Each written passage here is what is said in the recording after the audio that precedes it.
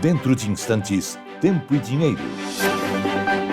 Apoio LS Tractor, tratores projetados para o hortifruti. Copavel, a força que movimenta o agronegócio. Risa Sementes, semeando o agronegócio do futuro. Lotus Biosoluções, excelência em produtividade. Seja assinante do Clube do Tempo e Dinheiro. Entre no Clube do T&D. No ar, Tempo e Dinheiro, com João Batista Olive.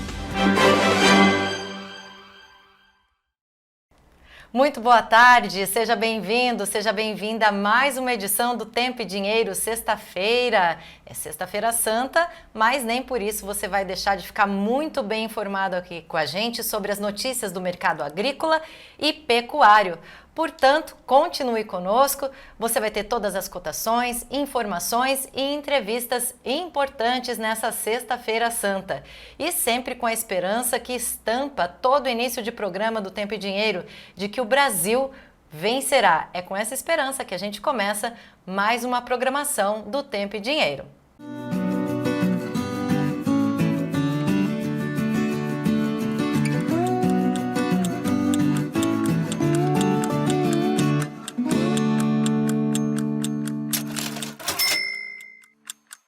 Sejam bem-vindos a mais essa edição do Tempo e Dinheiro, Sexta-feira Santa, e vamos direto agora aos destaques dos nossos especialistas, começando pelo Vlamir Brandalize. Ontem o USDA surpreendeu, não me surpreendeu na soja, ele não trouxe grandes novidades, foi dentro do que eu esperava também. O destaque vai ser uma pincelada sobre como está a situação da laninha. Então vamos aqui para dar uma pinceladazinha curta, logo na previsão. Muito boa tarde, Karina Botião, boa tarde a todos que nos acompanham nessa edição do Tempo e Dinheiro desta sexta-feira. Feriado aqui no Brasil, feriado nos Estados Unidos, feriado também na Europa. O mercado do boi gordo, nós temos aí também as negociações que devem tomar rumo, principalmente a partir da próxima semana, comecinho do mês de abril, mas eu vou trazer informações a respeito do que acontece com as cotações. Você sabia que o boi gordo no Brasil é o mais barato do mundo quando se fala em cotações na moeda norte-americana, em dólar? Isso mesmo, o boi no Brasil, a arroba negociada no Brasil, é a mais barata do mundo. Daqui a pouco eu trago essas informações, inclusive com a participação do Iberville Neto. Até já! Muito obrigada, Sérgio Braga. E agora eu vou direto com o João Batista Olive para saber quais as principais manchetes, quais as principais repercussões do agro e da política durante essa semana. Boa tarde, João Batista. Obrigado, Karina. Olha, muito boa tarde a todos os amigos que estão aqui no Tempo e Dinheiro. Claro que hoje, um feriado, nós estamos analisando as consequências do relatório divulgado ontem pelo USDA de intenção de plantio dos americanos. Vão plantar um pouco mais de soja e menos milho. O milho deu uma estilingada ontem, mas nesta sexta-feira, que também não tem mercado norte-americano, eles estão mais estabilizados. A soja continua trabalhando abaixo de 11,90, perdeu 11,90, mas o que está preponderando também são os estoques americanos. Vamos falar também de o que vai acontecer com o tempo. Temos informações do CPTEC e do INPE, do Instituto Nacional de Pesquisas Espaciais, para um mês de como vai ficar o comportamento do tempo no Brasil. Então, análise das commodities de soja, milho, arroz, feijão e trigo, já com o Vlamir, e as notícias do tempo. Vamos em frente, Karina. Obrigada, João. E agora é hora da gente saber do clima. O tempo hoje no ar.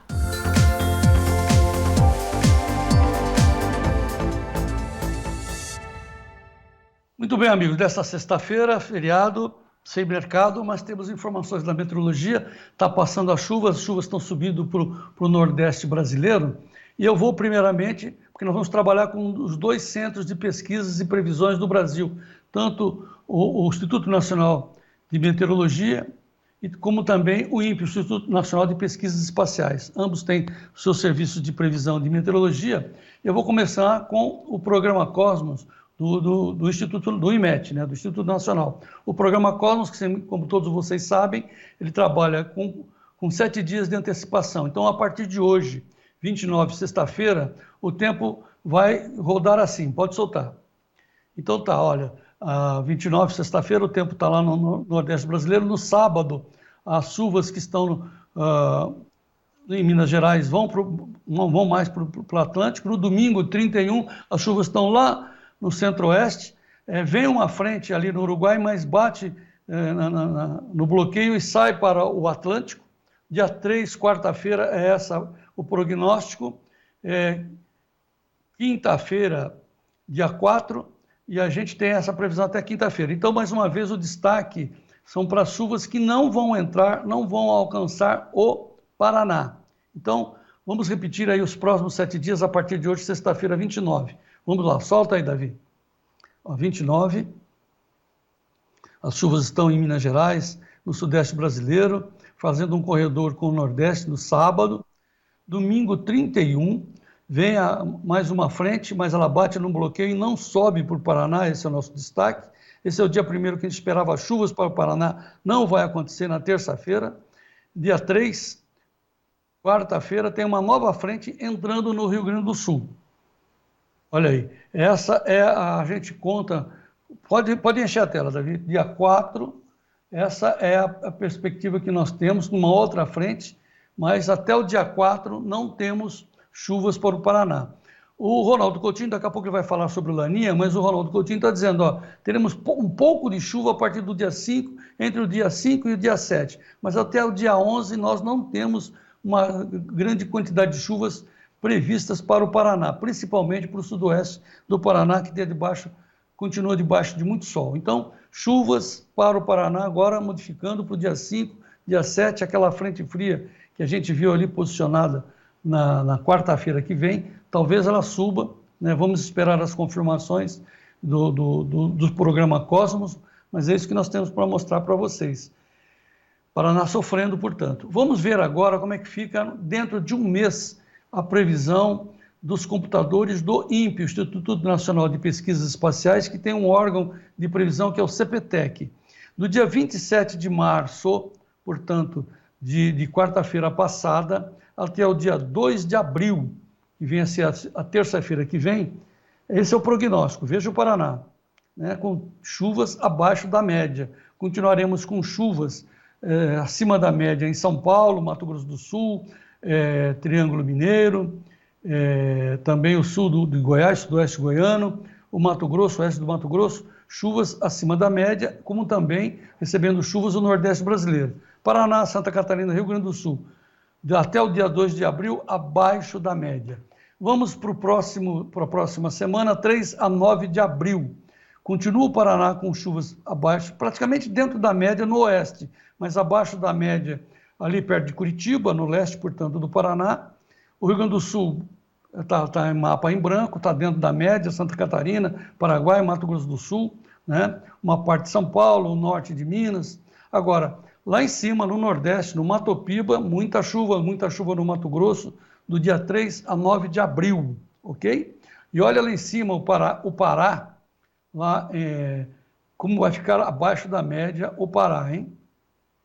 Toda aquela região do Amapá, de Roraima, das Guianas, também abaixo da média de chuvas entre o 3 e 9 de abril. Próxima tela, 10 a 16 de abril. As chuvas continuam no Nordeste brasileiro, com pouca chuva no Paraná, São Paulo, Mato Grosso do Sul, e a concentração no Mato Piba, ali no Tocantins, sul do Piauí, sul do Maranhão e o Nordeste, principalmente no norte da Bahia, é o que nós teremos de 10 a 16 de abril. Próxima e última tela, de 17 a 27 de abril. Continuaremos com chuvas no Nordeste brasileiro até o 27 de abril, portanto, todo o mês de abril com chuvas acima da média no Nordeste, no Mato Piba, e chuvas dentro da média no Paraná, no Sudeste brasileiro, São Paulo, mas pelo menos dá uma melhoradinha para o Paraná. Chuvas abaixo da média até o 27 de abril, teremos no litoral de Santa Catarina. Essa é a previsão que nós teremos, portanto, de um mês para frente, com as informações do CPTEC e do INPE. Agora eu vou chamar o Ronaldo Coutinho, do Climaterra, porque ele fez um estudo muito importante do que vai acontecer com o Laninha. O Laninha virá muito forte, se vier forte, mais uma vez teremos problemas na produção do sul do Brasil, mas se ele vier dentro da média, talvez seja até propício para a agricultura. Essa é a nossa posição. Qual é a posição do Ronaldo Coutinho? Veja o que ele fala sobre o Laninha. Boa tarde, e estamos aqui na Sexta-feira Santa. Como vocês viram no destaque, vamos dar uma geral rápida como está a situação do El Niño Laninha. Vamos começar aqui para ver como anda o oceano. Ó, dia 19 de março, água fria começando a florar aqui, ó, na costa aqui está o Peru, na costa do Pacífico, aqui está no Nino 1 e 2, Nino 3, começando a empurrar essa água quente. Olha a evolução dessa água quente, dessa água fria. Começou aqui em fevereiro, ó, como foi avançando, foi expulsando água quente, e agora estamos aqui em março, ó, 24 de março, ó, atualizou agora. Depois a gente volta aqui para ver. Tu vê que já tem uma área grande, ó, de água fria pegando aqui, ó, e em profundidade também. Quando parar, daí a gente volta. Na previsão dos oceanos, estamos aqui, ó, dando mais um F5.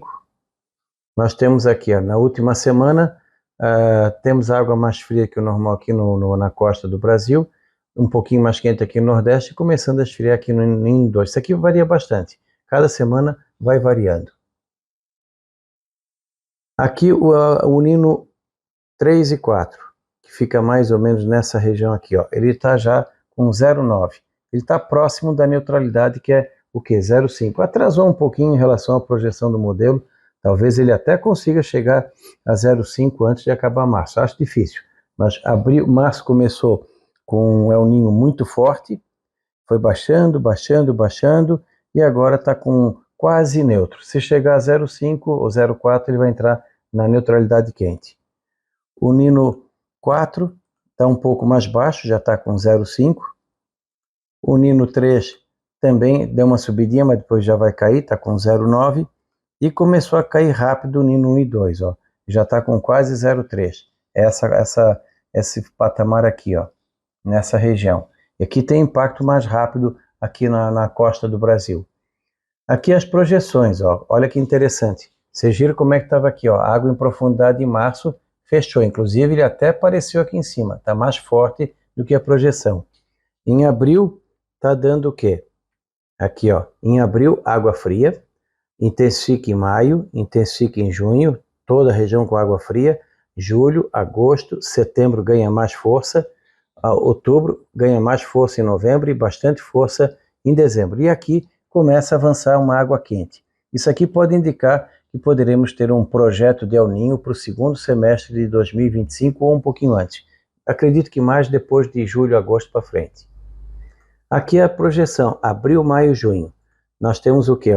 Um El Niño, uma laninha já praticamente formada aqui, principalmente final de abril, maio para frente. O Atlântico mais quente e o aqui ficando mais neutro. Maio, junho e julho. Laninha bem formada e uma laninha até forte, ó, na região. Ó. Chega a estar aqui, ó, 1, 2, 3, 1, 2, 3.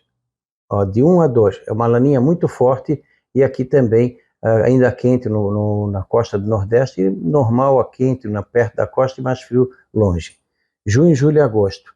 Uma laninha bem forte, já aparecendo aqui, ó, de 2 a 3, um pontinho pequeno, uma área muito grande, uma laninha muito forte. Eu acredito que eles vão começar a falar em laninha entre maio e junho para frente. Quando chega aqui, julho, agosto, setembro, nós temos uma laninha bem forte, de 2 a 3 negativo. Quase toda a costa oeste da América do Sul baixa e aqui também ficando mais normal. Agosto, setembro, outubro, laninha muito forte, de 2 a 3 negativo. E quando chega setembro, outubro, novembro, chega a aparecer abaixo de -3.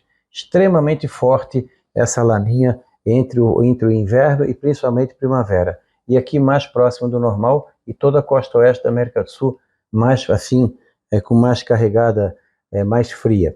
O que isso tem impacto? Então aqui, ó, vamos tentar colocar o máximo de ampliação. Então, aqui, ó, no centro-sul, chuva muito irregular, pode ser que a gente tenha uma estiagem muito forte. Muita atenção no plantio da safra de inverno, trigo escalonado dentro do possível, que vai enfrentar geada lá na frente. Plantio da safra de verão, frio tardio, problema com umidade no solo e geada tardia. Centro-oeste, a chuva até chega mais cedo, mas pode ter geada no milho safrinha, que já está sofrendo com a estiagem, e vai também sofrer com chuva irregular, e pode ter alguns episódios de frio forte.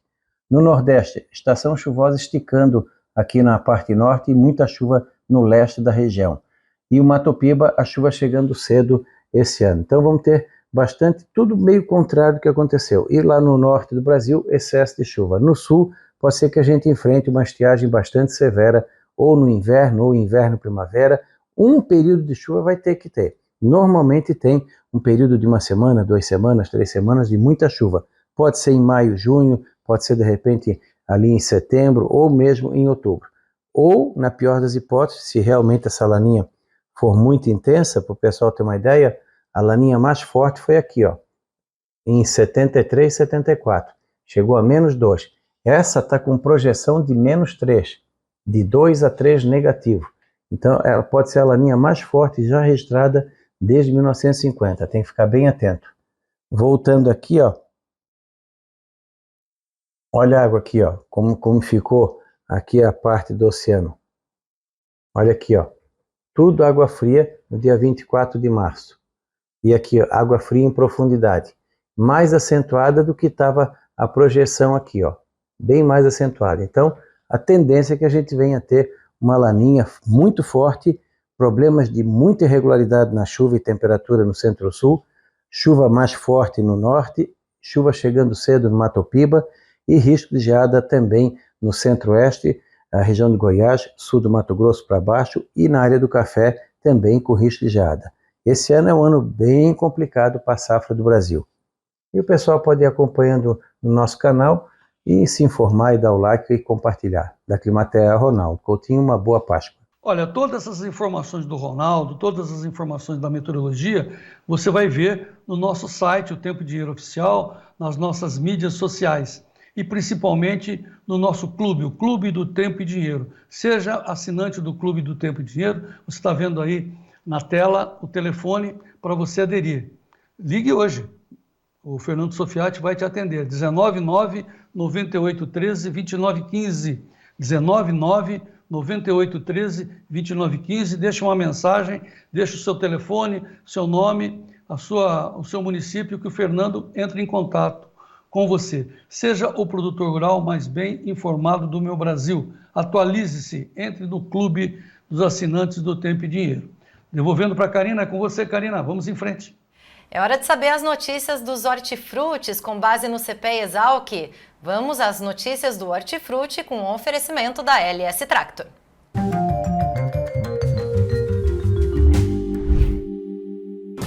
Oferecimento LS Tractor. Tratores projetados para o hortifruti. Começamos com o litro do leite em São Paulo, R$ 2,21 com 43. A cenoura verão AAA lavada ao beneficiador, caixa com 20 quilos em Brasília, R$ 105. Tomate salada 3A, caixa com 20 quilos em Belo Horizonte, R$ 140. Raiz de mandioca tonelada no Paraná, R$ 457,76. E o melão amarelo tipo 1112 ao produtor, na Chapada do Apodi e no Baixo Jaguaribe, caixa com 13 quilos, R$ 46,08. Tá aí, sempre com muita informação, o nosso quadro dos hortifrutis, que é um oferecimento da nossa parceira, a LS Tractor, tecnologia para todas as culturas. A gente vai agora para um rápido intervalo e volta daqui a pouquinho com informações da soja e muitas outras informações. Não saia daí.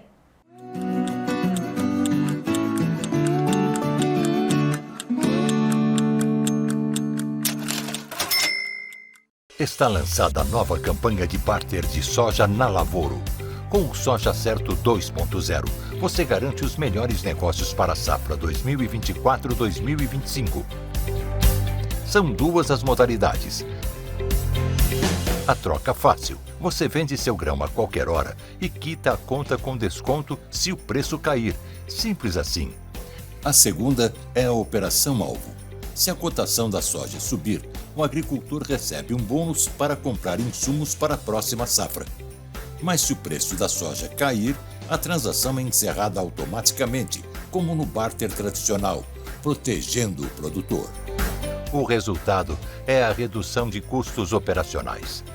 Campanha Soja Certa 2.0 da Lavoro. Mais segurança, menos gastos. Procure com os consultores da Lavoro e veja como é fácil proteger seus negócios. Ou fale com o Barter da Lavoro pelo WhatsApp 11 971 10 3955.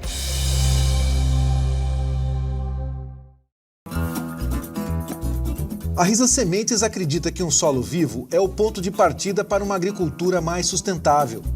A integração do capim no sistema de manejo traz inúmeros benefícios físicos, químicos e biológicos que ajudam a recuperar a fertilidade do solo. Com sementes de alta qualidade e conhecimento, trabalhamos para difundir o capim como ferramenta de produtividade na agricultura e pecuária. Risa Sementes, semeando o agronegócio do futuro. Você já conhece os hortifruti-tratores da LS Tractor? Eles têm diferenciais técnicos para o melhor do cultivo de hortifruti, com benefícios como economia de combustível e melhor relação de velocidade e força, mais agilidade para o seu trator, construção de canteiros mais altos, porte ideal para operar em áreas restritas e cabine pressurizada e climatizada de fábrica. Hortifruticultor, esse LS Tractor foi feito para você. Meu amigo, por que assinar o Clube do Tempo e Dinheiro? Saiba dessas vantagens. Primeira, nós colocamos à sua disposição os melhores editores do agro brasileiro, jornalistas especializados que vão sintetizar todas as notícias necessárias para o senhor logo pelas primeiras horas da manhã, para que o senhor possa sair para o seu trabalho sabendo do que está acontecendo nas notícias que influem a sua vida. A segunda vantagem, faremos entrevistas exclusivas às 15 horas, horário de Brasília, com pessoas do mercado, com notícias importantes para definir o rumo dos seus negócios. Terceira vantagem, colocaremos à sua disposição vídeos técnicos, vídeos especializados que vão ajudar o senhor a resolver os seus problemas do dia a dia. E por fim, a quarta vantagem, estamos colocando um site exclusivo para os assinantes do Clube do Tempo e Dinheiro. Então, meu amigo, assine o Clube do Tempo e Dinheiro e seja o produtor rural mais bem informado do meu Brasil. E vamos em frente.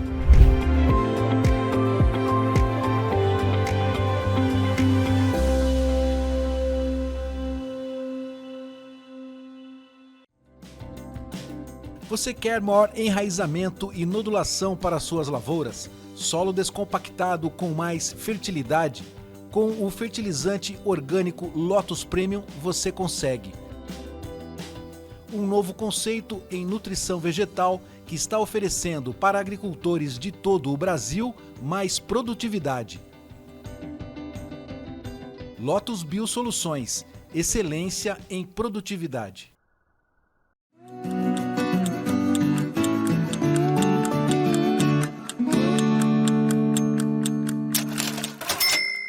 Estamos de volta com mais uma edição do Tempo e Dinheiro. Se você está chegando agora, seja muito bem-vindo. Boa tarde para você. E nós vamos saber agora quais as previsões para a soja no mês de abril, com Vlamir Brandalize e João Batista, com as notícias da soja.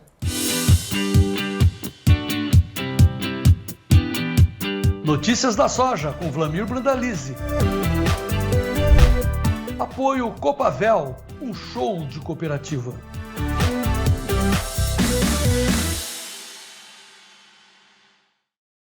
Muito bem, obrigado, Karina. Vamos então direto ao Vlamir Brandalize. Boa tarde, Vlamir. Boa tarde, João Batista. Boa tarde a todos. Olha, João, ontem o USDA surpreendeu. Não me surpreendeu na soja. A soja ele não trouxe grandes novidades, foi dentro do que eu esperava também. Praticamente 35 milhões de hectares, o mercado esperava por isso mesmo, 34,9, sem novidades efetivas. A única novidade efetiva foi um estoque maior, um pouco maior de estoque, isso ele acaba tirando um pouquinho do fôlego positivo, que as commodities agrícolas estavam com fôlego positivo ontem, mesmo com esse relatório sem novidades na área a ser plantada americana, mas com o estoque americano um pouco maior, né, João? Então isso pesa um pouquinho, porque dá sinais que as vendas americanas, consumo americano está um pouco menor do que era esperado. O estoque ontem, João, o USDA apontou 50,35 milhões de toneladas, o estoque trimestral agora nesse mês de março, né? O mercado esperava 49,86, é uma diferença pequena, mas como os operadores olham muito mais para o umbigo americano porque para o resto do mundo, esse peso aí acabou sendo um limitante de pressão positiva aí no caso da soja. A mesma coisa aí que trouxe aí o relatório de plantio, que pelos meus cálculos dá 34.980.000 hectares. O mercado em geral, mais de 15 empresas de consultoria, projetava a média de 34,9. Ou seja, está dentro da normalidade. Vejo que se tiver clima favorável americano, João, eles vão colher 120, 122 milhões de toneladas. Se tiver algum problema de clima, abaixo de 120. Aí pode ser que seja um fator aí para frente, né, que possa ajudar. Mas no curto prazo, sem novidade. Continuamos na banda larga, vamos dizer assim, a banda de grande suporte e resistência é 11,50 de suporte muito forte, que a soja está bem garantida, e 12,50 como resistência forte no curto prazo e médio, né? E a banda normal de operação dos grandes investidores é 11,80 de fundo de poço, de suporte, e 12,20 de resistência, João. Então o mercado, depois do relatório de ontem, ele está nesse rumo aí. Muito bem, o que vai mudar, então, no entanto, está mudando, são os preços do milho, porque os americanos vão plantar menos milho, é o que indica esse relatório, e a gente vai fazer agora, junto com o Vladimir Brandalize, uma análise do que vai acontecer daqui para frente com o mercado, tanto de soja, milho, arroz, feijão, hoje é sexta-feira, e também trigo. Vamos lá. Muito bem, Vladimir, diante disso, a gente precisa saber agora como é que ficam os negócios a partir de segunda-feira, as perspectivas. Hoje, sexta-feira, não tem mercado. Vladimir, como é que você vê daqui para frente o mercado da soja? Olha, Joãozinho, nós vamos andar aí provavelmente nesse estilo de mercado de serrote, né? Porque temos muita soja para negociar, o produtor ainda está naquela expectativa de uma disparada de cotações, e aparentemente isso não tem, né? No curto prazo, né, João? Não tem um fôlego. Mas o que a gente tem que alertar para o produtor é que tem grandes volumes de soja, né, João? Isso que é o que vai pesar para frente, né? Vamos falar só especificamente sobre isso, mas só para complementar a questão dos preços, Vladimir. A gente teve bons, excelentes momentos, né? Os produtores de soja fizeram lucros, agora eles estão fazendo as contas, muita gente entrando no vermelho. Nessa toada, até a gente tem uma expectativa que os preços melhorem daqui para frente, quero confirmar com você. Nós vamos trabalhar em que range aí? 12 dólares, 12,50? Olha, João, ainda continuamos na janela aí de 11,5 a 12,5, vamos dizer assim, porque a gente tem que trabalhar com a banda de $1 em Chicago, entre as mínimas e máximas. Por enquanto está dentro dessa banda. O produtor brasileiro, ele pode ainda tá começando a sonhar, João, que o clima que nós tivemos aqui no Brasil nessa safra, que foi um clima irregular, ele possa se repetir lá nos Estados Unidos, aí a partir do meio de maio, junho, até julho. Se isso se confirmar, João, nós vamos ter momentos mais atrativos aí, principalmente na virada do mês de junho para julho, né, que é um período muito importante de definição de safra americana. Então aí o produtor pode servir aí para ele fazer novos fechamentos, tanto da soja disponível, da soja do ano passado, da soja do ano que vem. Ou seja, o produtor hoje tem 3 safras na mesa, né, João? Vamos dizer assim, nós temos soja da safra passada ainda para negociar, temos soja dessa safra, muita soja, e tem a safra que vem aí que o pessoal está fazendo os barter, né? Aquela corrida de barter. Sim. E ele vai ter oportunidades, né, João? Então tem que aproveitar os momentos aí que vai aparecer o cavalinho encilhado. Né? Então tá, vamos fixar essa sua mensagem aí. Atenção, para quem puder esperar, o melhor momento, segundo o Vladimir Brandalize, com os dados de hoje, claro, tudo pode mudar daqui a pouco, mas com os dados de hoje, segunda quinzena de junho para julho. Esse é o melhor momento para você pensar em descarregar sua soja. Tem gente que não pode, né, Vladimir? E aí nós vamos entrar na parte da comercialização. O cavalinho passou, é sempre bom lembrar que durante 7 oportunidades você avisou, olha o cavalinho passando e tal. E o fato que a comercialização está atrasada, Vladimir? Exatamente, João. Isso é importante a gente passar para o produtor também, que se a gente tiver um momento de concentração de oferta de todo esse volume de soja que ainda existe, nós vamos ter pressão. Provavelmente a pressão pode ser sobre os prêmios, né, que veio melhorando, porque olha, João, o que temos ainda hoje, né? Nesse momento, nós temos 60 milhões de toneladas de soja negociada da safra atual, essa que está aí na colheita, né? Hoje nós estamos aí perto de 80% da safra colhida. Tem o Rio Grande do Sul aí com 25% colhido nesse momento, que é o estado que deve colher perto de 23 milhões de toneladas. Então ainda tem muita soja saindo do Rio Grande do Sul. Tem soja de Santa Catarina em colheita. Temos a soja do Sudoeste e Sul do Paraná ainda em colheita, que é um grande volume que está chegando. Tem a safra do Norte do Brasil. Então ainda tem muita soja nos campos, né? Se a gente pensar nesse momento, nós temos aí certamente perto de uns 30 milhões de toneladas de soja ainda a ser colhida. Então é bastante soja. Dá para ver que os números da safra ainda estão bastante divergentes, né, João? Tem gente ainda falando de 132, 131 milhões de toneladas e tem outros falando quase 160, 156,5. Então, os números estão muito divergentes. Nós continuamos ainda naquele meio termo ali, 147, 148 milhões de toneladas. Só que se nós temos 148 milhões de toneladas de safra e temos 60 negociadas, João, é muito para negociar. Então, da safra atual, temos 88 milhões de toneladas. Lembrando que ainda temos 9 milhões de toneladas da safra passada, que está na mão do produtor, principalmente produtores do Sul, que estão em cooperativas, que vão segurando para vender e estão capitalizados, não precisaram vender, estão segurando como um ativo financeiro, um ativo real. Então, na realidade, nós temos 97 milhões, 96 milhões de toneladas de soja que está colhida, está em colheita, que é para ser negociada aí para frente. Então, é um volume grande. Por isso que a gente tem essa janela possível ali no final de junho. Mas se todo mundo correr para vender nessa época, o mercado vai cair, né? Essa é a questão. Então, o produtor tem que ir aproveitando as oportunidades. Provavelmente os insumos, João, vão, a partir de maio, já sofrer novas altas, justamente porque o ano fiscal das empresas de insumos internacionais, ela fecha agora em abril. E quando chegar em maio, eles vão ter o ano inteiro ainda para trabalhar. Então, as grandes promoções de fertilizantes defensivos normalmente ocorrem até o começo de abril. Depois é outro ano fiscal desse pessoal, e aí talvez o produtor não consiga aqueles bons momentos de trocas e barter. Também isso a gente tem que alertar, né, João? Que não dá para perder as oportunidades, porque o produtor, a moeda dele, como se sempre fala, é o soja, o grão, é a produção de soja, milho. E aí, nessa hora, a relação de troca que vai contar, né? O produtor tem que fazer uma boa relação de troca para ele conseguir tocar a nova safra aí, que é a 24, 25. Hoje nós temos aí já perto de uns 3% da safra 24, 25 negociada. O produtor correu para fazer barter aí nas últimas 2 semanas, aproveitou, a gente viu muito negócio ali no Mato Grosso, na feira de primavera, lá em Lucas, produtor aproveitando porque a relação de troca está boa, né? Ela está dentro de uma média histórica interessante para o produtor. Por isso que houve negócio.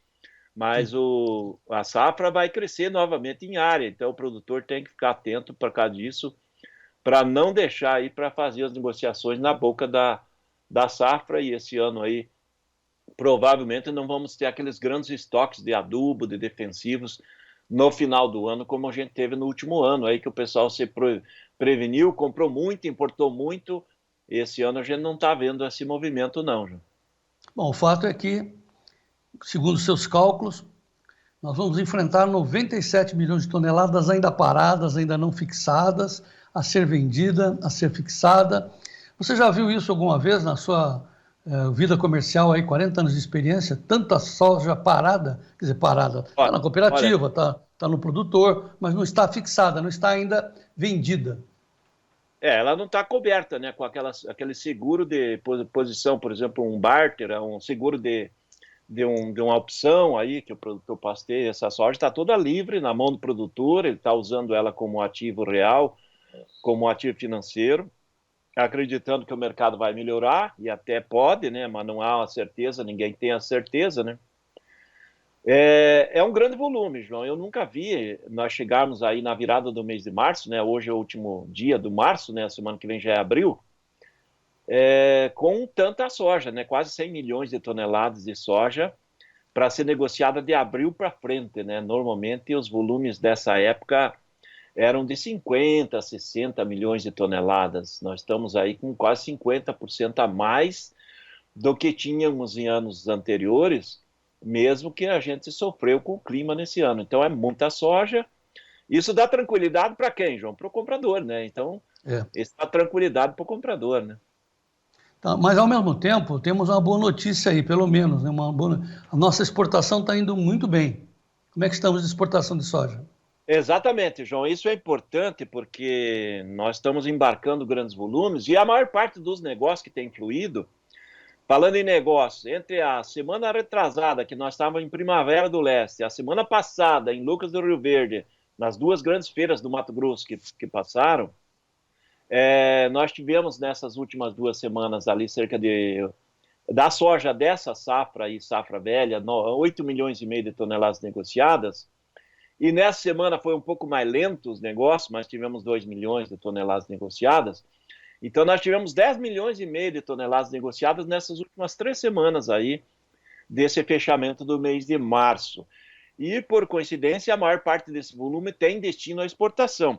E falando em exportação, que nem você comentou aí, nesse mês de março, ainda faltando essa semana para fechar, a SECEX já mostra praticamente 10 milhões de toneladas embarcadas em março, e ainda temos uma semana. Então, essa semana provavelmente vai dar mais de 2, talvez 3 milhões, e vamos lá para 12, 13 milhões de toneladas para fechamento de março.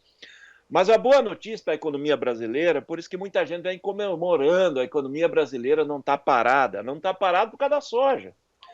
Porque nós exportamos entre soja, farelo e óleo de janeiro até agora 24,7 milhões de toneladas. Quase 25 milhões de toneladas. O ano passado, que nós tivemos super safra de soja, o mesmo período era 20,9 milhões de toneladas, não tinha chegado a 21 milhões. E isso, nesse mês de março, só pensando março, João, nós já faturamos 5,1 bilhões de dólares. Isso dá aí para nós mais de 25 bilhões de reais só em 3 semanas inteiras de março, faltando essa 4ª semana. Então, ainda teremos fôlego aí para andar bem perto dos 30 bilhões de dólares, talvez 28 bilhões ou acima, com o mês de março só na soja. Então é esse dinheiro que está entrando. Vamos lembrar que para a economia brasileira, até o meio do ano nós temos o peso forte da soja, depois desacelera.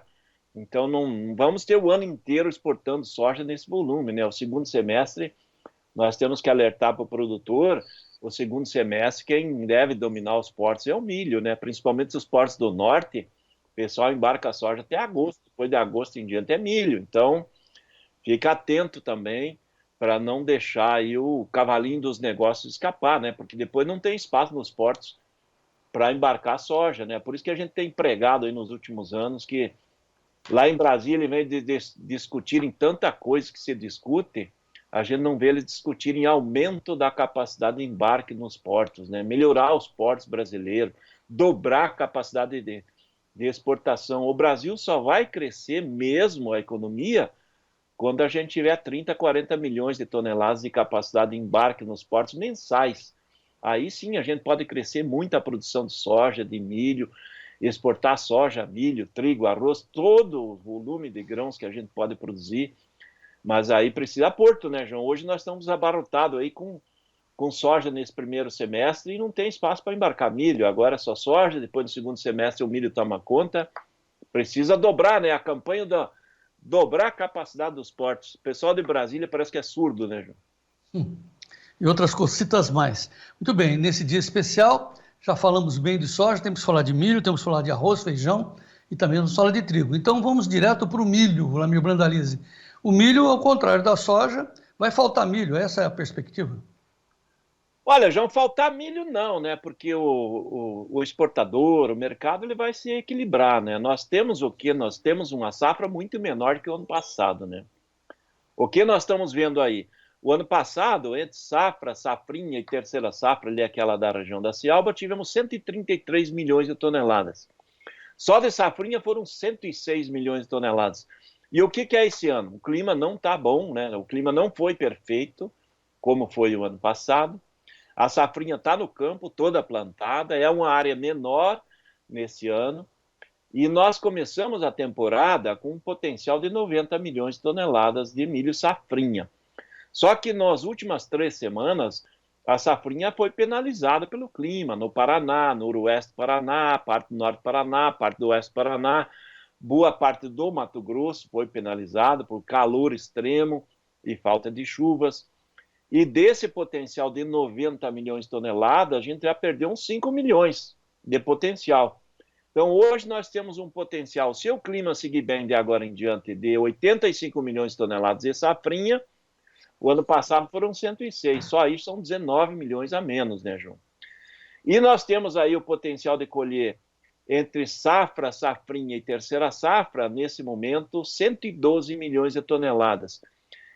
21 milhões de toneladas a menos do que a gente colheu ano passado. É por isso que o segundo semestre ele vai ser muito disputado por 3 segmentos. O segmento da exportação, porque o milho brasileiro é muito bem visto lá fora e nós vamos continuar exportando. Vamos ter o segmento de ração, que nós vamos crescer a demanda interna bastante, porque temos demanda forte de ovo, de frango interno, de suínos, e temos demanda forte de exportação de suínos e frango também. Então vamos ter recorde histórico de produção e consumo de ração, e vamos ter o setor do etanol batendo recorde histórico de uso de milho para etanol e da produção de etanol de milho. Nesse ano, o setor de etanol está crescendo muito forte, justamente porque temos uma demanda internacional aquecida de açúcar. O setor que produz o etanol da cana com potencial de fazer o açúcar ou o etanol, a gente está vendo muita indústria, muita usina, né, João, com aí de São Paulo, Minas Gerais, produzindo mais açúcar para exportação em função da escassez de açúcar do mercado global, da falta da Índia como exportadora de açúcar, e aí a cotação do açúcar está bem nesse ano. Então, esse pessoal dando destino maior aí da cana para a produção de açúcar e exportação, e aí menor produção de etanol. E aí abre a janela para o etanol do milho. Então, vamos ter recorde histórico de uso de milho para etanol, podendo chegar a 15 milhões de toneladas de milho em etanol nesse ano. Isso dá fôlego. Então, temos no segundo semestre etanol comprando milho, ração comprando milho e exportador comprando milho. Isso é uma vantagem para o produtor de milho, né, João, que vai colher a safrinha ali em julho, agosto, com fôlego de demanda tripla, né, demanda tripla. Isso é bom para o setor do milho no segundo semestre. No primeiro semestre, até julho, vamos só de demanda de ração, né? O pessoal de etanol quase não compra nada agora. O setor da exportação está fora, né? Porque agora domínio da soja. É o setor de ração que está comprando nesse momento, segundo semestre, tem 3 compradores agressivos. Bom, resumindo a história do milho, menos 21 milhões de toneladas, portanto, perspectiva de preços bons, uma melhoria no preço lá para abril, maio, é isso? Não, abril, maio não, depois do segundo semestre, né? Aí depois do segundo semestre. Abril agora já, não. Pois é, eu queria ver se fazia dinheiro logo, mas então, segundo semestre, ok. É o milho da safrinha em diante, né, João? Safrinha, safra da Cealba ali, que é a planta maio, junho também, né? Tá ok. Bom, hoje, sexta-feira, chegou a hora de nós falarmos de arroz. Mercado de arroz, Vlamir. Olha, Joãozinho, o mercado do arroz. Hoje é dia do arroz com feijão, né? Feijoada. Vamos lá, hoje é sexta-feira. O que temos do arroz? A colheita do arroz no Rio Grande do Sul está ganhando força. Hoje 25% a 30%, já perto de 30% colhido. É uma safra boa em produção, em qualidade, em produtividade. A safra gaúcha está bem esse ano. Acreditamos que os gaúchos devem colher entre 7,5 a 7,8 milhões de toneladas. É uma safra normal, vamos dizer assim, uma safra cheia. A boa notícia é que o arroz está vindo de 58% a 60% de inteiros. E nas últimas 2 semanas o arroz acomodou, né? Ele deu uma acomodada, né? Ele saiu lá de R$130 a saca e hoje está na faixa de 95 ali na região da Uruguaiana, a R$100 aí perto da região de Porto Alegre, ali na parte sul do estado, que é a que paga melhor.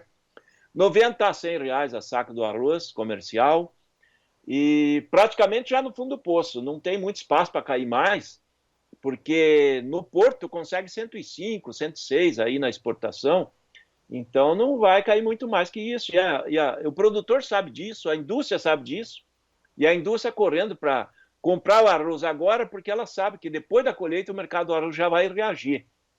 Então nós estamos numa fase de mercado acomodado, porque está colhendo arroz aí em Santa Catarina, no Tocantins, onde que todos os locais eles recuaram, né? O Tocantins hoje é de 115 a 130 no máximo, ele negociava 150, 160, 170 antes da colheita. Lembrando que Tocantins é 60 quilos a saca, no sul é 50 quilos. Mercado segue na safra, é normal o mercado, só que ele vai durar pouco essa fase de baixa aí, né? O mercado já vai subir. E no varejo quase nem caiu muito, né? Hoje o varejo varia de 22 a 23 as promoções e até R$40 as marcas mais nobres. Ele chegou a trabalhar até 50 aí no período de fevereiro, quando estava no pico da alta, o pacote do arroz. Agora ele está trabalhando um pouco mais calmo aí, mais baixo, mas ele não vai cair muito mais, não. Ele está já dentro do que a gente considera meio fundo de poço aí do arroz. Sim. O produtor está negociando, mas assim que parar a colheita, mais uns 3, 4 semanas fecha a colheita do arroz, aí nós já vamos começar a sentir uma pressão de alta, porque o pessoal vai começar a olhar para a exportação. Então, mercado praticamente já dentro do fundo aí, né, João? No arroz. Então vamos calcular que dentro de um mês os preços voltam a subir lá nas gôndolas do supermercado, certo? Esse é o arroz. Provavelmente em maio aí o supermercado já vai começar a ter pressão de alta aí das indústrias, né? Porque até maio, até o mês de abril ainda vai ter muita oferta de arroz, ainda é safra, colheita, calmaria, né? Depois de maio em diante o mercado deve começar a tomar cotações. Muito bem, agora vamos para complemento do prato com o feijão, mercado de feijão, Brandalize. Olha, feijão é esse alerta que nós demos na semana, né, João? Porque a gente nunca viu tanto feijão no Paraná, nessa safra aí, o safrinha do feijão. Até o próprio Deral, o próprio Deral, ele acabou escutando o nosso programa aí na terça, né, que a gente comentou sobre feijão, né, João?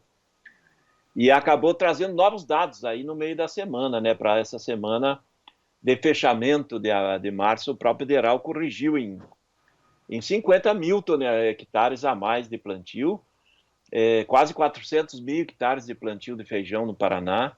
O Deral está com 391 mil hectares plantados, que é a estimativa nova e atual. O Deral estima 777 mil toneladas de feijão nessa safra.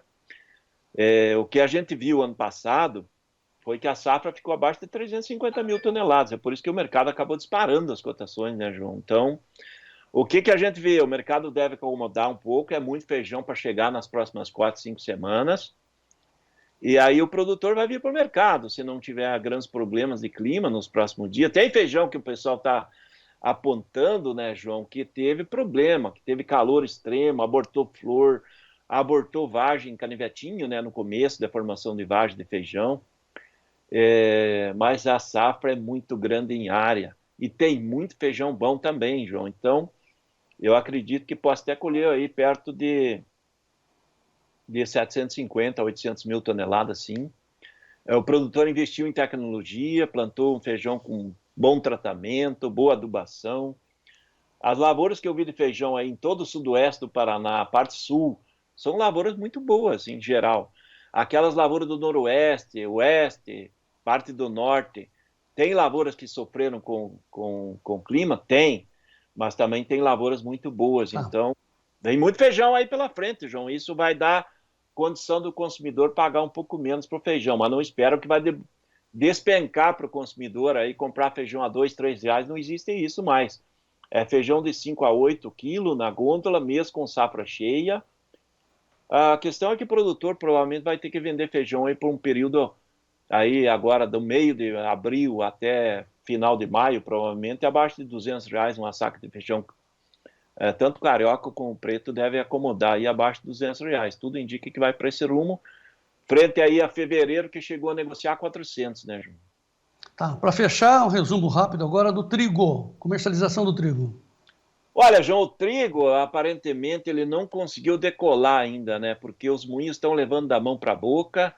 o produtor está precisando vender e vai vendendo aos poucos. O mercado internacional do trigo está de olho no trigo aí perto de $6 o bushel lá para as posições do final do ano, mas isso não refletiu no mercado interno, né? E hoje o moinho também não está pagando ao produtor o que deveria pagar, né? Porque hoje se vai importar trigo, ele vai custar mais de R$1.500 a tonelada para trazer trigo importado. E hoje o mercado interno varia de 1.150, 1.200, 1.220 a tonelada e não consegue reagir. E isso está fazendo com que o produtor, aí há poucas semanas de início de plantio, ele está indefinido. Nós, por enquanto, tudo indica que devam ter queda de plantio de trigo. É uma pena, né? Porque o Brasil precisa de uma produção maior de trigo. Nós vamos voltar a colher aí talvez 6 milhões de toneladas para um consumo perto de 12. Esse ano, provavelmente, nós vamos ter uma condição de clima melhor para o trigo aí, principalmente no sul. E provavelmente as cotações médias vão ser bem melhores do que foi nessa última temporada, né? Porque a maior parte do trigo vai ser importado e o trigo vai chegar acima de 1.500, 1.600 a tonelada. E dependendo de como é que vai ser o clima no hemisfério norte, né? Esse ano o inverno está mais longo e a dificuldade, principalmente dos europeus, de comprar ureia aí para cobertura do trigo agora, depois que ele vai germinar, agora saindo do inverno, é possível que a safra de trigo mundial seja menor e o mercado lá no segundo semestre, setembro, outubro, ele passe de $6 o bushel em Chicago, 6,30, acho que possa chegar a 6,5, e aí talvez acima de 1.800 a tonelada do trigo importado. Eu acredito que o trigo vai se valorizar no médio e longo prazo. A grande questão é que o produtor está olhando mais no curto prazo, que é o momento que está em pouca liquidez e mercado frágil, né, João? Esse é o gargalo do trigo para o produtor plantar mais, né? Ok, Vladimir Brandalize. Então, passamos por todas as mercadorias, as principais commodities de grãos produzidas pelos brasileiros. Foi uma boa análise, na verdade, uma palestra, né? Como sempre você faz. Então, mais do que nunca, você merece ter um almoço de Páscoa com a sua família. Dessa forma, nós estamos nos despedindo para esse final de semana. Boa Páscoa para você, para os Brandalizes. Descanse, segunda-feira tem mais. E vamos em frente, Vladimir Brandalize. É isso aí, João. Feliz Páscoa para você, família Olive, e principalmente para o nosso time que fica atrás dos bastidores aí, toda a turminha aí, Davi, Gleidson, as meninas. Feliz Páscoa a todos. Abençoada a Páscoa, né? Que o clima seja favorável para o produtor. E segunda-feira estamos aí de novo, fortes, depois do churrasco de Páscoa. Vamos fazer um churrasquinho na Páscoa, né, João? Nós também somos filhos de Deus, né, João? Até segunda-feira. Grande abraço e feliz Páscoa a todos. Muito bem. Com essa sugestão do Vladimir, então fica aí o nosso desejo que todos vocês tenham uma feliz Páscoa. Vamos em frente. Vamos seguir com o Tempo e Dinheiro desta sexta-feira. Segunda-feira de volta com o Vladimir Brandalize analisando os mercados da soja, dos grãos, como fizemos agora. Vamos em frente, Gleidson. É hora de Agrofinanças com Giovanni Lorenzon.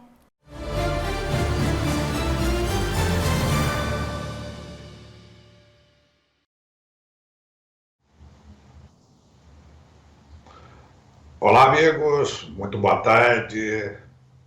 O Agrofinanças vai mostrar um pouco para o senhor que vai abrir a semana que vem pensando no Fiagro da Cotrijal, que foi o tema de nossa abordagem na entrevista exclusiva da quarta-feira, aqui no Clube Tempo e Dinheiro.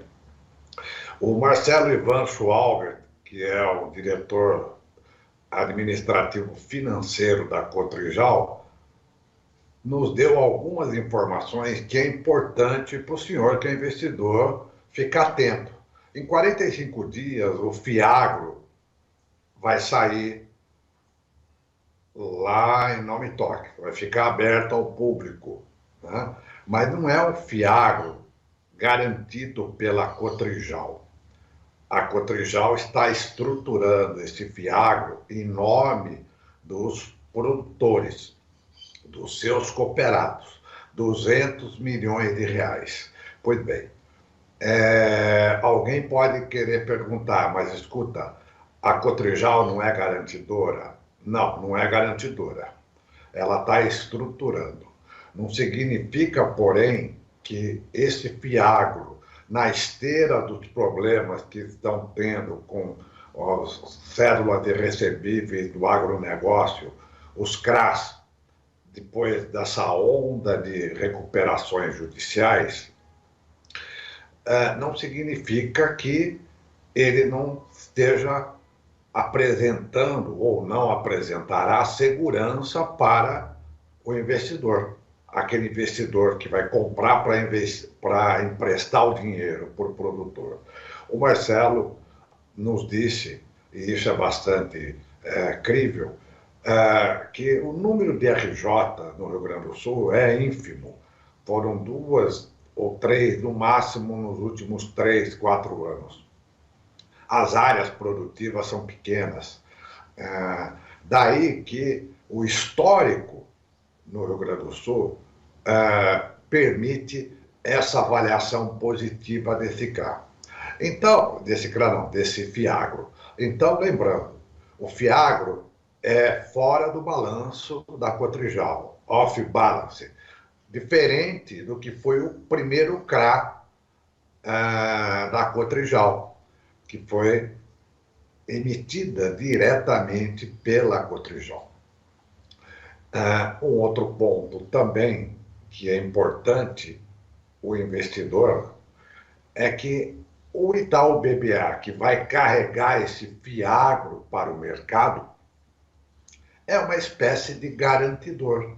Se por um acaso não houver absorção dos investidores na totalidade desses 200 milhões, que é a tranche esperada desse FIAGRO, o Itaú BBA vai absorver, vai ficar com todo esse restante, ou essa sobra, como podem querer dizer. Né? Essa foi uma negociação também pioneira. Portanto, assim, para concluirmos, o FIAGRO, pioneiro entre as cooperativas, que está sendo lançado pela Cotrijal, não é garantido pela Cotrijal. Ele é estruturado pela Cotrijal, mas é baseado no lastro dos seus produtores. Né?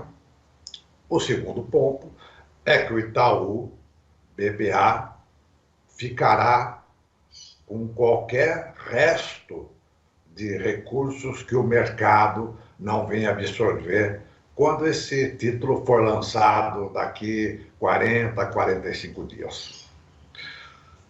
Até segunda-feira.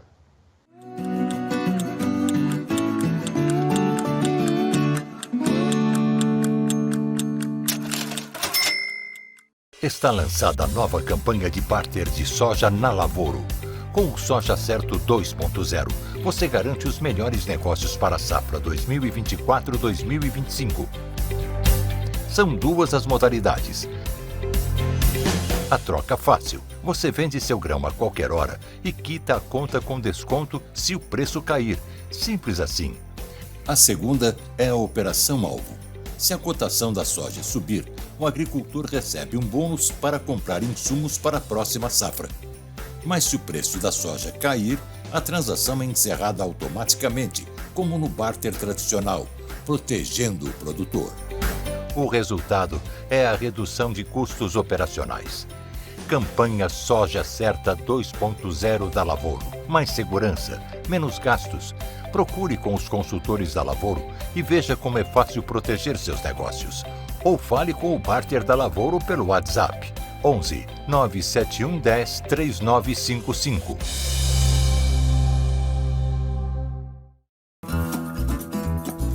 A Risa Sementes acredita que um solo vivo é o ponto de partida para uma agricultura mais sustentável. A integração do capim no sistema de manejo traz inúmeros benefícios físicos, químicos e biológicos que ajudam a recuperar a fertilidade do solo. Com sementes de alta qualidade e conhecimento, trabalhamos para difundir o capim como ferramenta de produtividade na agricultura e pecuária. Risa Sementes, semeando o agronegócio do futuro. Você já conhece os hortifruti-tratores da Ilhécio Tractor? Eles têm diferenciais técnicos para o melhor do cultivo de hortifruti, com benefícios como economia de combustível e melhor relação de velocidade e força, mais agilidade para o seu trator, construção de canteiros mais altos, porte ideal para operar em áreas restritas e cabine pressurizada e climatizada de fábrica. Hortifruticultor, esse LS Tractor foi feito para você. Meu amigo, por que assinar o Clube do Tempo e Dinheiro? Saiba dessas vantagens. Primeira, nós colocamos à sua disposição os melhores editores do agro brasileiro, jornalistas especializados que vão sintetizar todas as notícias necessárias para o senhor logo pelas primeiras horas da manhã, para que o senhor possa sair para o seu trabalho sabendo do que está acontecendo nas notícias que influem a sua vida. A segunda vantagem, faremos entrevistas exclusivas às 15 horas, horário de Brasília, com pessoas do mercado, com notícias importantes para definir o rumo dos seus negócios. Terceira vantagem, colocaremos à sua disposição vídeos técnicos, vídeos especializados que vão ajudar o senhor a resolver os seus problemas do dia a dia. E por fim, a quarta vantagem, estamos colocando um site exclusivo para os assinantes do Clube do Tempo e Dinheiro. Então, meu amigo, assine o Clube do Tempo e Dinheiro e seja o produtor rural mais bem informado do meu Brasil. E vamos em frente.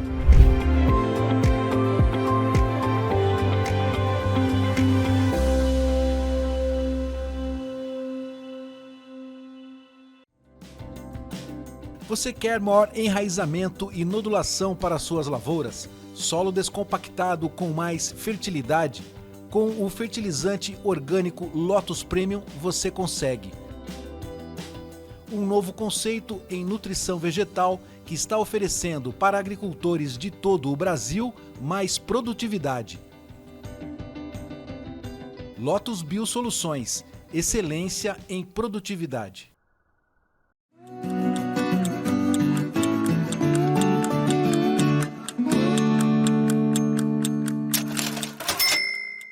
Karina, eu continuo por aqui, amigos do Tempo e Dinheiro, porque agora é a hora de Mercado de Commodities com Maurício Bellinello.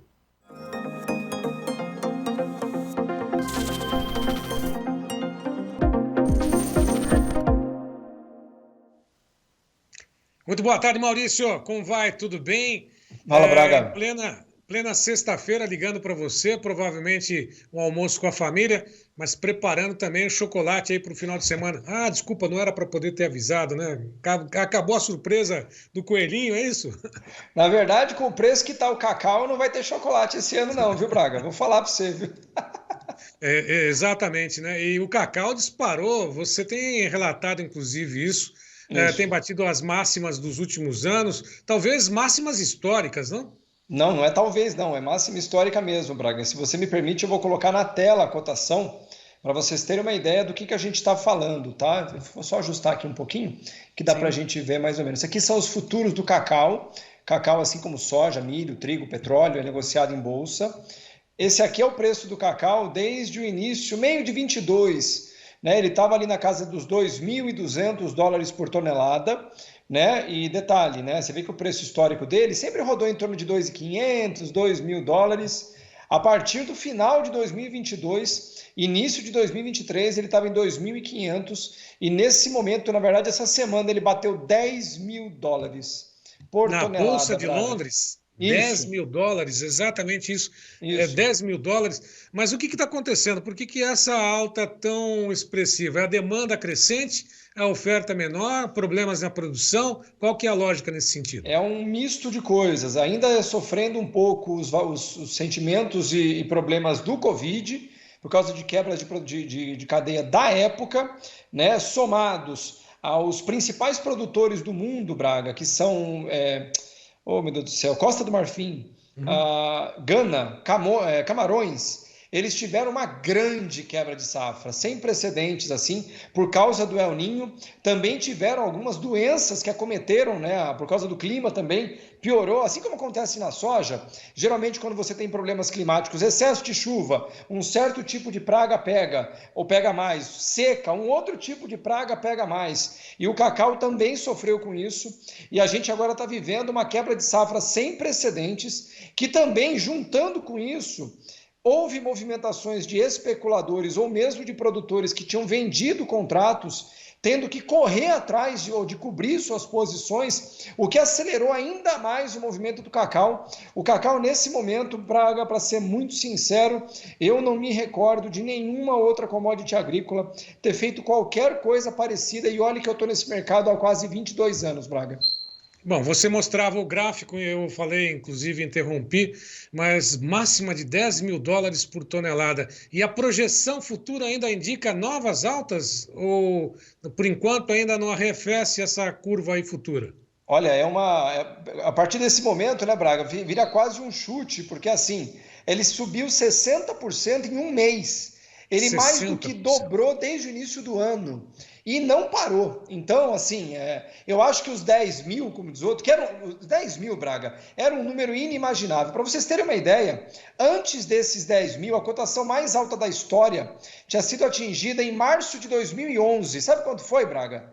3.800. Era a mais alta da história. E agora 10 mil.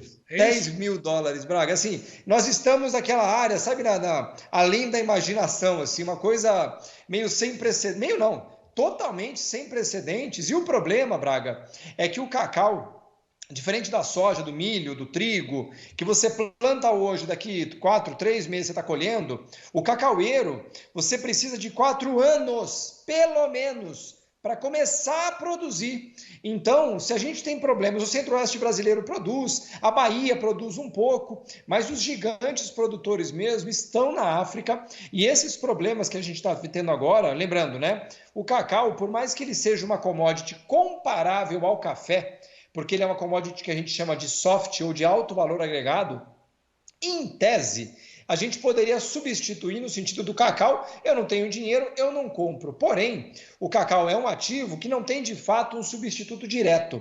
Então, o que acontece? Os grandes compradores de de cacau, eles tiveram que ir ao mercado à vista para tomar esses contratos. Só para vocês terem uma ideia, Braga, esses 10 mil dólares que eu falei agora é no contrato no maio, que é o que a gente está agora, tá? Se eu pegar o contrato, por exemplo, dezembro, o contrato dezembro está 7.500, 2.500 abaixo. Por quê? Quando existe uma grande quebra de safra, lembrando, todos os contratos negociados nos Estados Unidos e em Londres, eles têm entrega física. Ou seja, você pode comprar o contrato futuro e pedir a entrega do produto lá no armazém da bolsa. Se você é um grande consumidor de cacau, um grande produtor de chocolate, por exemplo, você pode ir ao mercado de valor, tomar o contrato e pedir a entrega do produto. Quando eu tenho uma quebra de grande porte, isso aconteceu na soja em 22, isso aconteceu no café em 2022 também, quando deu a seca ali no sul de Minas. Você corre para o mercado à vista para comprar. Isso empurra o contrato à vista muito para cima, muito mais do que os contratos à frente. E é por isso que a gente está vendo essa situação. Na minha opinião, Braga, eu até acredito, e para ser muito sincero, é um chute tão válido quanto uma aposta na Mega Sena, entendeu? Eu acho que a gente tem chance de ver uma arrefecida na velocidade, talvez até uma queda nesses preços agora, porém, sabendo dos problemas macro que esse setor enfrenta, sabendo das características da lentidão de você repor um pomar de cacau, estou para te dizer que a gente vai ter preço de cacau alto pelos próximos 2 a 3 anos de forma garantida. E o coelhinho aí na Páscoa vai ter que se virar para poder fornecer nesse período chocolate para a criançada também. Você quer um número, Braga? Diga. Um número ruim. Numa barra de 100 gramas de chocolate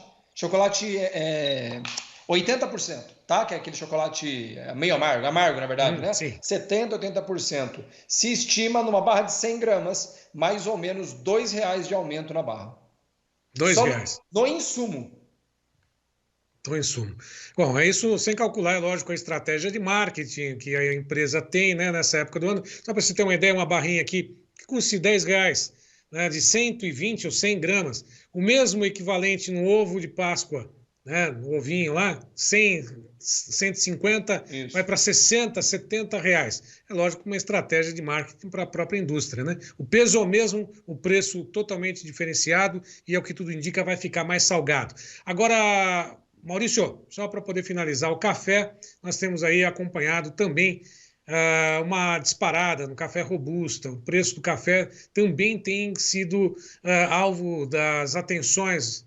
E, lógico, o produtor aqui no Brasil tem, de alguma forma, a oportunidade de buscar, pelo menos travar e tentar garantir esses preços em alta. Ele tem feito isso? Há a possibilidade? Como é que ele pode operar? Como é que você está acompanhando essa questão do café também, o preço do café no mercado internacional? Então, né, Braga, são dois tipos de café, o Robusta ou Conilon e o Arábica. O Arábica, o maior produtor do mundo é o Brasil, disparado. Segundo colocado, maior do que o segundo, terceiro, quarto e quinto colocados juntos, o Brasil, por você ter no caso do Arábica. Então, o Arábica vem safra grande agora, nós temos não vou dizer excesso, mas uma oferta realmente grande no mercado. Já o Robusta ou Conilon, produzido ali no Espírito Santo, leste, junto, né, em Minas Gerais com o Espírito Santo, aquela região ali, o Brasil é um produtor relevante, mas não é gigante. O maior produtor do mundo de Conilon é o Vietnã. E o Vietnã teve uma quebra de grande porte na produção esse ano, tanto que o Robusta, o Arábica, o Conilon, que é negociado em Londres, né? Ele não é negociado em Nova York, o Arábica é negociado em Nova York, o Conilon é negociado em Londres. Ele tá, Braga, a maior cotação da história foi em 94, só para você ter uma ideia, $4.100 mais ou menos a tonelada. Ele já está em 3.600. Ou seja, com a quebra do Vietnã, o que é que muitos produtores de café processado, moído, o que eles fazem? Eles fazem um blend. Lembrando, historicamente, o Robusta ou Conilon ele é bem mais barato do que o Arábica, né? Só que com a quebra de safra do Vietnã, muitos produtores de café processado, eles fazem um blend, pegam vários produtores de café e misturam. Só que antigamente, o blend era, vou dar um número aqui, só uma brincadeira, tá, Braga? Não é o caso específico do número. Vamos supor que era 80% Conilon, 20% Arábica. Como o Conilon dispara, eles estão diminuindo a proporção de Conilon para 50%, 40%, 60%, e o resto entra Arábica. Portanto, o Conilon, que tem muito menos negócios em bolsa, ele é muito mais difícil de ser travado. O Arábica, que é um café de grande negociação global, é uma das maiores commodities agrícolas, já é muito mais negociado, porém, exatamente por causa da demanda no Conilon, que está respingando no Arábica, o Arábica está tendo dificuldades para entrar no que a gente chama do movimento de sazonalidade de baixa, porque agora vem a safra, muito café no mercado, historicamente o preço cai. Eu estou operando com o meu dinheiro a favor de uma queda do café nesse momento, mas sem grandes esperanças de uma grande queda, exatamente por causa da grande demanda de Arábica, agora deslocada por causa do preço alto e por causa da baixa disponibilidade do Conilon, Braga. Bom, tá certo. Portanto, aí no caso do Robusta, o Vietnã praticamente saindo, problemas lá, puxaria o Arábica, mas de qualquer forma vai entrar a safra do Arábica aqui também no Brasil. Isso pode pressionar ou equilibrar um pouquinho o preço. Mas você está falando sobre apostando na queda dos preços hoje do Arábica no mercado internacional, é isso? Isso, Braga, eu estou operando com o meu dinheiro, né, a favor da queda, estou em torno de $1,91, olhando para baixo. O meu horizonte inicial, mais, por assim dizer, mais otimista, era ali perto de 1,55, né, que ele fosse de 1,90 para 1,55.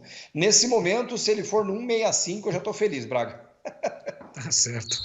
Bom, te agradecer mais uma vez conosco aqui nessa sexta-feira. Vá lá, aproveite com a família. Tenha aí um ótimo final de semana, um bom domingo de Páscoa. Na semana que vem a gente tá junto. E maneira, né, no chocolate aí, porque né, o excesso também não é muito bom, né? Mas também com o preço que tá, não dá para poder exagerar, né? Não mesmo, Braga. E é isso. Muito obrigado a todos. Tenham todos uma feliz Páscoa. Que Papai do Céu abençoe a família de vocês. Nos falamos na semana que vem. Ótimo final de semana. Obrigado, Maurício. É isso aí. Um abraço para você, até mais. Karina, é com você. E vamos às notícias da pecuária com Sérgio Braga.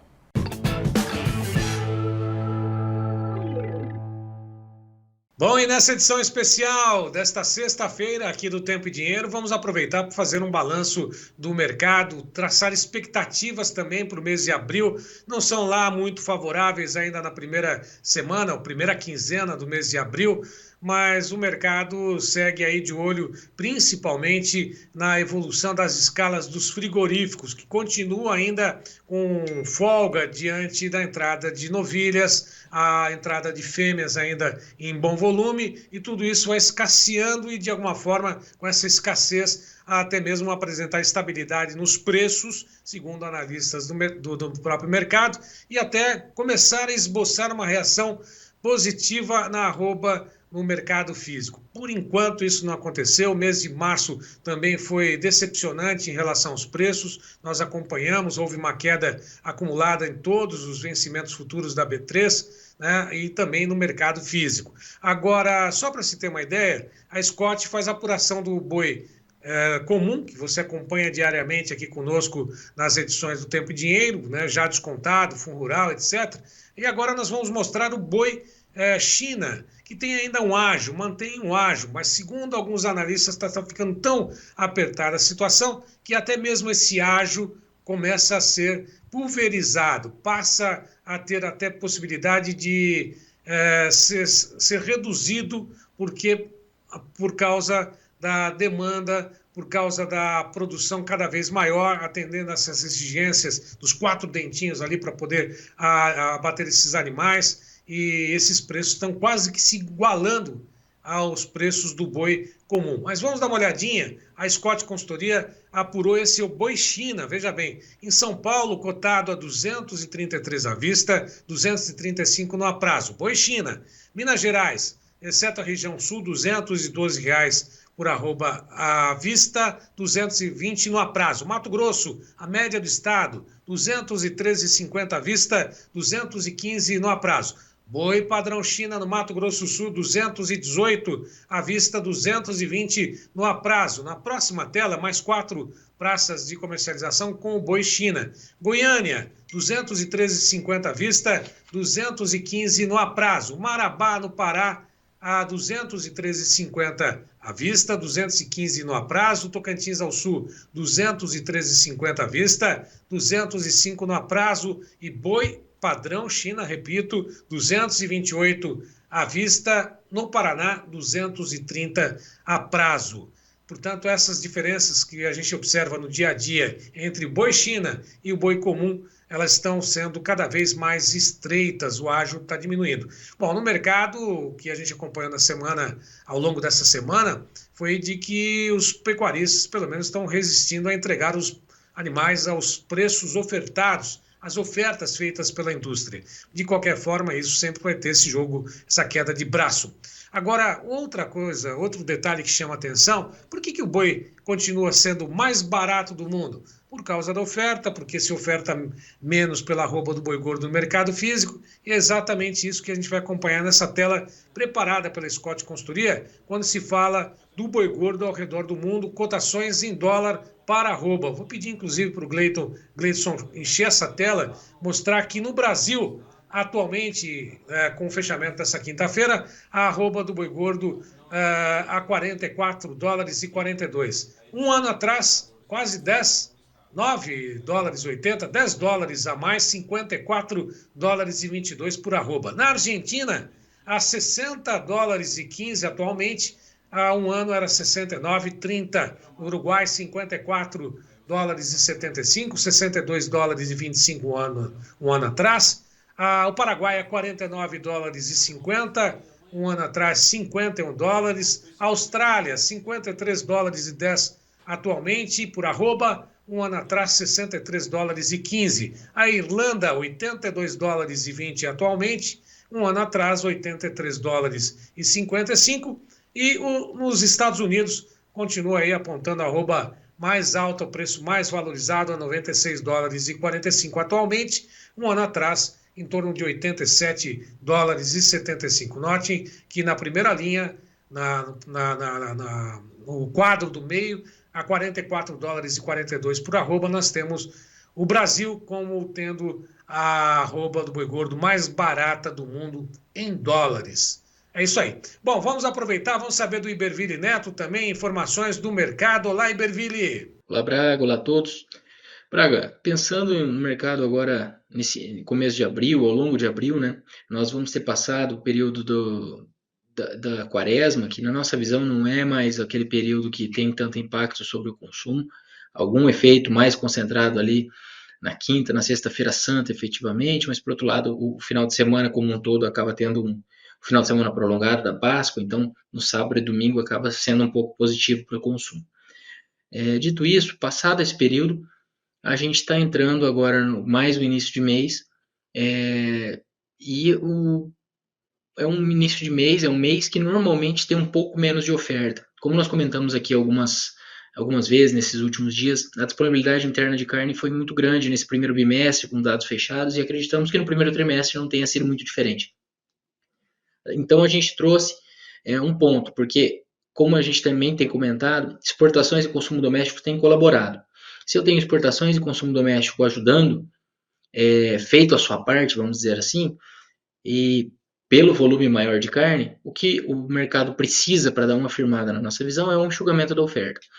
E aí nós trouxemos algumas variações dos abates entre março e abril dos últimos anos. Tá? Isso, como nós sempre temos que ponderar que o histórico não é uma garantia do que vai acontecer, mas nos dá uma ideia. E tipicamente nós temos em março e maio os maiores volumes de fêmeas abatidas. Março mais relacionado à estação de monta e maio devido à chegada da seca. Então, se a gente fizer uma média aí do peso de cada mês na distribuição dos abates de fêmeas ao longo dos últimos anos, se voltar um histórico maior, a gente tem tipicamente os maiores abates de fêmeas em março e maio. Tá? Isso é um ponto que nos leva na direção de acreditar que abril pode ter um pouco menos de oferta, uma vez que as vacas e novilhas têm sido o grande peso da oferta nesse começo de 2024. Então a gente fez um histórico aqui, o que aconteceu nos abates em abril na comparação com os abates de março. Ou seja, entre março e abril, os abates aumentaram ou diminuíram. Então vamos voltar alguns anos aqui. Em 2023, os abates em abril subiram 0,6%. Então, isso indicaria um aumento de oferta para o curto prazo, mas foi desses últimos anos, desse passado recente, foi o único ano no qual houve aumento dos abates. Lembrando que em 2023 e 2022 a gente já teve um descarte maior de fêmeas, então já foram anos de baixa do ciclo, anos de descarte de animais. É claro que esses anos de descarte ou de retenção, eles influenciam a sazonalidade da oferta de fêmeas, o volume de fêmeas no primeiro semestre e assim por diante. Em abril de 2022, nós tivemos uma redução de 8,8% nos abates. Tá? Isso é importante de destacar, porque quando a gente compara com 2023, e outro ponto que a gente tem que lembrar de 2023 é que em 2023 a gente teve a suspensão dos abates, ou uma diminuição, na verdade, dos abates relacionados às exportações para a China, porque as exportações estavam suspensas. Então, em março de 2023, a gente tem essa sazonalidade impactada por essa característica exclusiva de 2023. Tá? Quando a gente fala voltando agora para março e abril, em 2022 a gente teve uma queda de 8,8% nos abates em abril, em 2021 uma queda de 1,8% nos abates em abril, em 2020 uma queda de 8,6% nos abates em abril, e lá em 2019 os abates aumentaram 1,1%. Tá? Então, desde 2020, a gente só teve aumento nos abates em abril na comparação com março em 2023, com a ponderação de que em 2023 os abates em março foram muito afetados pelo ritmo menor de procura por gado, porque as exportações estavam suspensas para a China, pelo fatídico caso de BSE que a gente teve e aquela suspensão, o alto embargo que o Brasil fez em decorrência dos tratados com a China. Tá? Então, o que eu quero dizer com isso? O mercado vai subir, tem espaço para ele subir nesse período antes da chegada da seca, é um ponto a ser acompanhado, mas o que tem atrapalhado a precificação do boi na nossa visão é a oferta, e tipicamente a oferta dá alguma trégua em abril.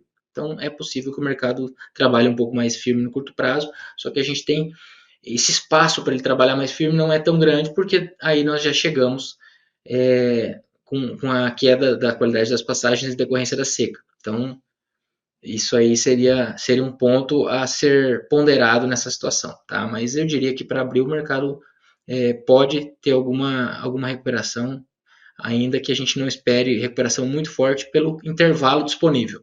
Daqui a pouco a seca já está chegando, e aí sim, depois que sair essa desova de final de safra, essa saída da seca, essa lacuna de oferta antes de um volume maior de confinamento, nesse momento a gente acredita que haja espaço para o mercado andar um pouco mais. Por hoje é só, um abraço e até a próxima. Obrigado, Iberville, para você, para a família, uma boa Páscoa, e a todos que estiveram conosco, uma ótima Páscoa, bom fim de semana. Segunda-feira a gente se vê pontualmente aqui no Tempo e Dinheiro. É com você, Karina. Muito obrigada, Sérgio Braga, pelas informações, João Batista, todos os especialistas que participam do Tempo e Dinheiro e principalmente a você que nos acompanha todos os dias. Nosso muito obrigada, um excelente final de semana e uma feliz Páscoa.